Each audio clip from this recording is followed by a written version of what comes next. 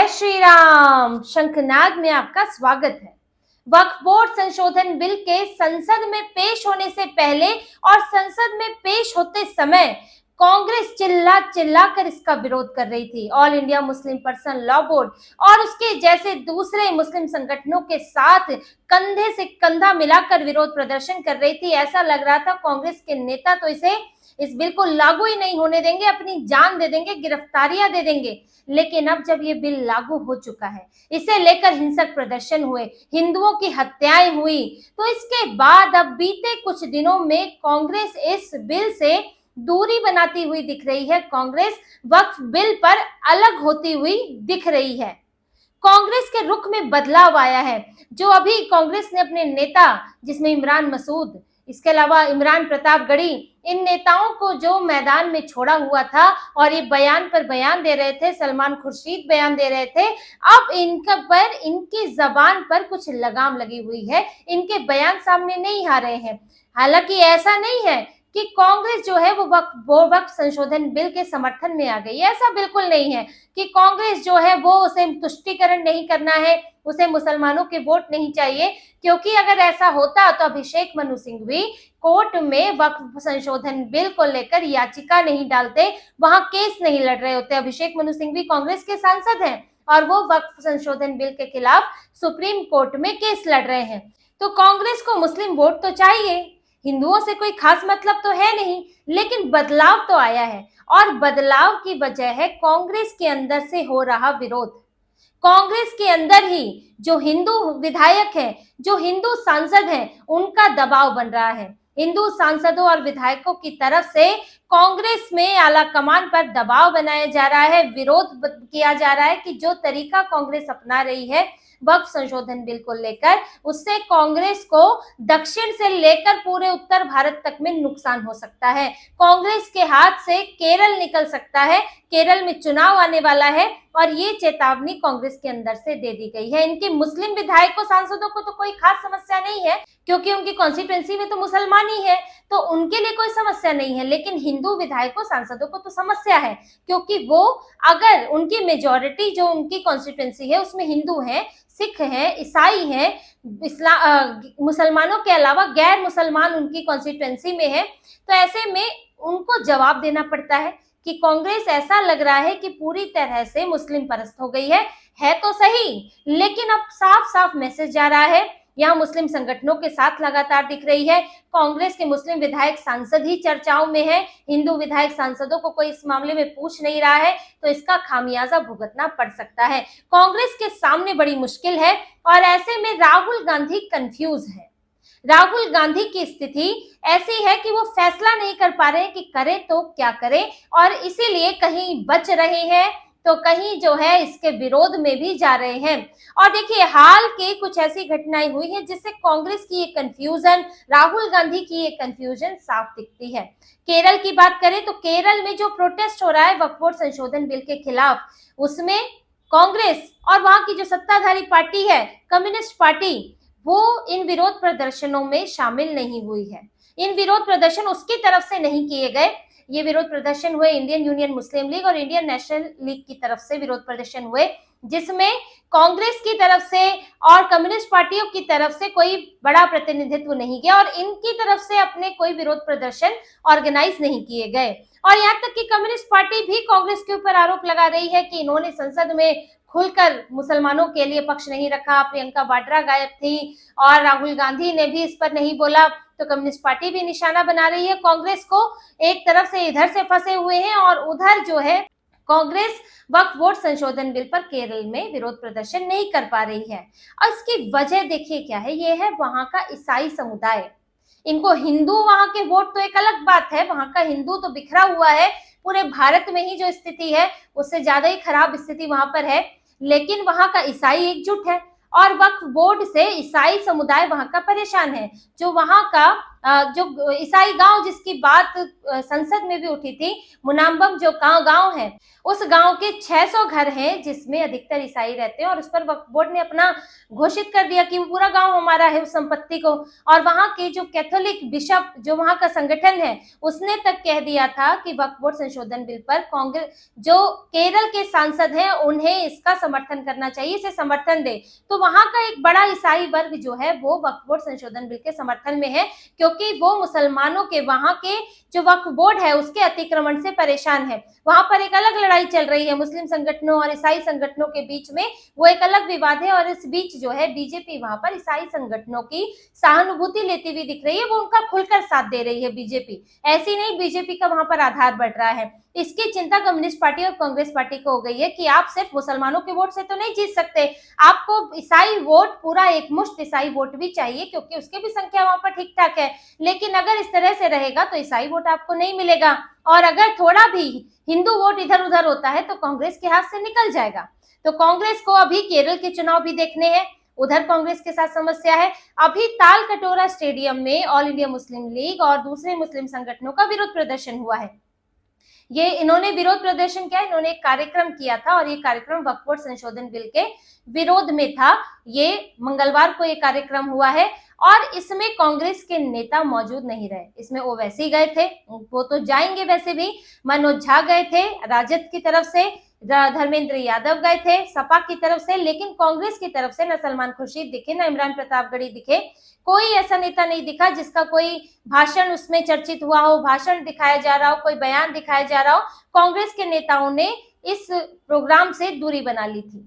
अब इस पर भी सवाल उठ रहे हैं कि आखिर कांग्रेस दूरी बना रही है, क्यों नहीं वो तालकटोरा के इस कार्यक्रम में गई, जबकि all India Muslim personal law board ने जब जंतर मंतर पर विरोध प्रदर्शन आयोजित किया था वक्फ संशोधन बिल आने से पहले, तब सलमान खुर्शीद जो है वहां पर पुरजोर तरीके से भाषण देकर आए थे, बहुत बड़ी बड़ी बातें उर्दू में बोल बोल कर आए थे, लेकिन अब तो वो नहीं गए हैं। कांग्रेस की कंफ्यूजन यहाँ भी दिख रही है, लेकिन आप कोर्ट में केस तो लड़ रहे हो।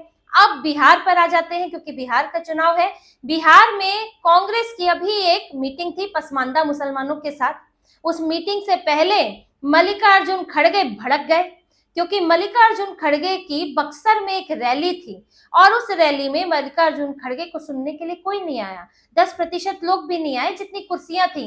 जिसके बाद जिला अध्यक्ष मनोज कुमार पांडे को उनको हटा दिया गया और उनके ऊपर समन्वय ना करने, भीड़ ना जुटाने, सबका जो है आरोप लगा।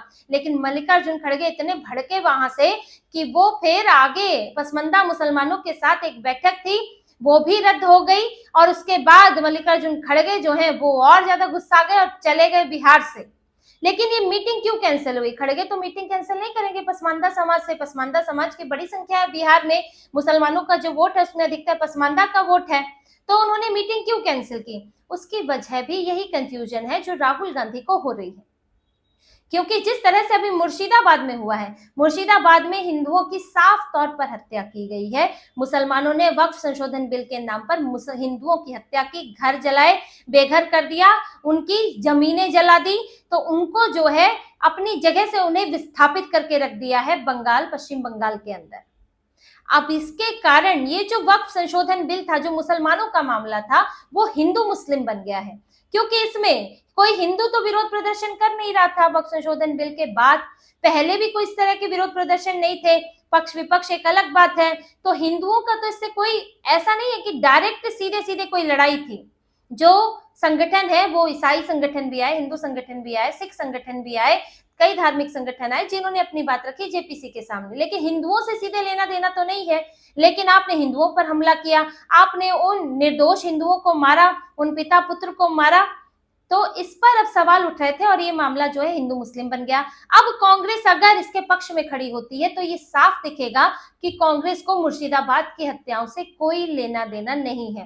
वो वहां पर भी ममता बनर्जी को बचाने की कोशिश कर रही है। मुर्शिदाबाद में जो हिंसा हुई, जो मॉब लिंचिंग हुई हिंदुओं की, उसको लेकर कांग्रेस ने कोई सख्त बयान नहीं दिया है, लेकिन अगर इस पर भी वो लगातार वक्फ संशोधन बिल के विरोध में बयानबाजी करती नजर आएगी तो फिर बिहार में भी ध्रुवीकरण हो जाएगा और फिर कांग्रेस देखती रह जाएगी, क्योंकि ये मामला पश्चिम बंगाल से होते हुए बिहार भी पहुंच रहा है। और जैसा कि आपको कहा कि ये हिंदू मुस्लिम बन चुका है ये मामला, और इस पर जहां नीतीश कुमार भी साफ तौर पर कह चुके हैं कि उन्हें वक्फ बोर्ड संशोधन बिल के वो समर्थन में है और इस पर अब कोई शंका नहीं है। तो यानी भाजपा और नीतीश कुमार एनडीए पूरा एक तरफ एकजुट खड़ा हुआ है, तो वो पूरा अगर डिवाइड हो गया तो फिर हिंदू वोट पूरी तरह एनडीए की तरफ जा सकता है। राजद में भी कंफ्यूजन चल रही है, लेकिन राजद का आधार कुछ अलग है, कांग्रेस का तो आधार ही नहीं है बिहार में।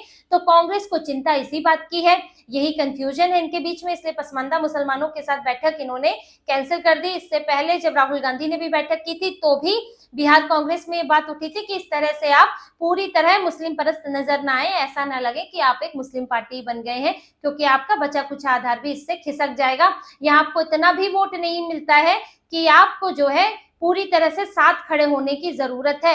इसी सब को देखते हुए कांग्रेस ने अब वक्फ संशोधन बिल से दूरी बना ली है। आप उस तरह के तीखे बयान नहीं देख रहे होंगे जो कि संसद में गौरव गोगोई ने दिए थे कि सड़क पर नमाज नहीं पढ़ने दी जाती है, यहाँ पर मुसलमानों पर अत्याचार हो रहा है। इस तरह के तीखे बयान अब नहीं आ रहे हैं। अब कांग्रेस जो है वो सरकार पर अटैक कर रही है, सरकार को लेकर बोल रही है, मुर्शिदाबाद वाले इस पर बोल रही है, लेकिन वो साफ तौर पर वक्फ बोर्ड संशोधन बिल पर नहीं बोल रही है, प्रोटेस्ट में नहीं जा रही है, बयानबाजी करने से, सख्त बयानबाजी करने से बच रही है। ये दूरी सब जो है ये कांग्रेस के हिंदू विधायक, कांग्रेस के हिंदू सांसद जो हैं उनकी तरफ से उठाए गए सवालों के बात है, क्योंकि कांग्रेस के अंदर उनके विधायक सांसद चाहे बाहर कुछ भी कहें, लेकिन सबको अपनी कॉन्स्टिट्यूएंसी में जवाब देना होता है और इन हिंदू विधायक सांसदों को भी देना है। तो कांग्रेस की जो मीटिंग हुई है वक्फ संशोधन बिल को लेकर कि आगे की रणनीति क्या है, संसद में बिल पेश होने के बाद, पास होने के बाद जो बैठक हुई है उसमें इनके विधायकों ने, अधिकतर सांसदों विधायकों ने यही बात कही है कि हमें अपने कॉन्स्टिट्यूएंसी में समस्याएं हो रही हैं, जो अंदर खाने से मीडिया रिपोर्ट्स में जो सूत्रों के हवाले से चीजें सामने आ रही हैं उसमें ये बात आला कमान को कही जा रही है कि अब हमें जवाब देना मुश्किल हो जाएगा, क्योंकि अगर हम अपनी कॉन्स्टिट्यूएंसी में जाएंगे, अगर कोई बिहार में ही जा रहा है चुनाव लड़ने, कोई केरल में ही जा रहा है, तो उसके बयान चलेंगे, कांग्रेस के बयान चलेंगे और उसमें पूरी तरह से कॉन्स्टिट्यूएंसी में ध्रुवीकरण हो जाएगा, क्योंकि वक्फ बोर्ड का मामला बहुत गर्म है, अभी चल रहा है, आगे भी चलेगा। और इस तरह से कांग्रेस अगर पूरी तरह से नजर आई तो फिर कांग्रेस की ये लोगों के दिमाग में बैठ जाएगा कि कांग्रेस जो है वो पूरी तरह से मुसलमानों के पक्ष में है वक्फ संशोधन बिल को लेकर। तो ये सारी बातें जो कही गई हैं, तो कुछ दबाव है, कुछ कंफ्यूजन है कांग्रेस के अंदर कि इधर का भी दिखना है, अब हिंदू वोट भी चाहिए, मुसलमान वोट भी चाहिए, तो कैसे बैलेंस बनाया जाए इसको लेकर कंफ्यूजन भी है।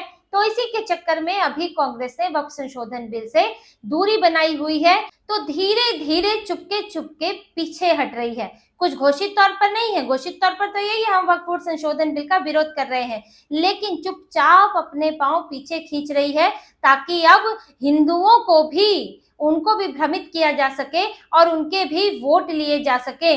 तो कांग्रेस दोनों हाथों में लड्डू चाहती है कि मुस्लिम भी आ जाए, हिंदू भी आ जाए, कुछ संविधान की बात हो जाए, कुछ जाति की बात हो जाए और ये पूरा घालमेल करके कहीं कुछ सीटें हमें मिल जाए, इसी जुगाड़ में कांग्रेस लगी हुई है। लेकिन वक्फ बोर्ड संशोधन बिल पर ये तो है कि कांग्रेस जो रुख रख रही थी उससे उसे पीछे हटना पड़ा है, क्योंकि ये पूरा मामला जो है ये अब बदल गया है। ये बात सिर्फ मुसलमानों की नहीं रह गई है, इसमें मुर्शिदाबाद के बाद इस पूरे मामले में जो रुख बदला है उससे कांग्रेस भी अपना स्टैंड बदलने के लिए मजबूर हो गई है। तो इसी तरह की और खबरें और विश्लेषण आपके लिए लाते रहेंगे, हमसे जुड़े रहिए, सब्सक्राइब कीजिए, कमेंट कीजिए। बहुत बहुत धन्यवाद। जय श्री राम।